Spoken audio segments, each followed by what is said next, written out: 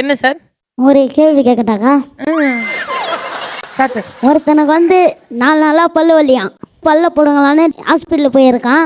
Ladies doctor உட்காந்துருக்காங்க. அந்த ladies doctor பார்த்த உடனே ஓடியான்ட்டானா? அவன் சொல்ற பனிஷ்மெண்ட் பண்ணணும், அது முதல்ல ஒத்துக்கோங்க. சரி சொல்லி தொலை.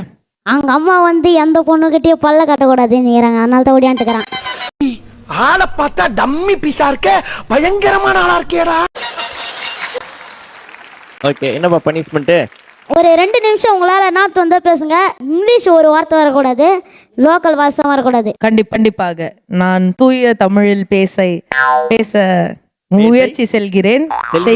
முயற்சி செய்கிறேன். இந்த நிகழ்ச்சியின் பெயர் என்ன சொல்லுங்கள்? என்னைய வச்சு ஒன்னும் காமெடி பண்ணலையே. நிகழ்ச்சியின் பேரு சிறந்த பாடகி. சிறந்த பாடகியா? சிறந்த பாடர்கள்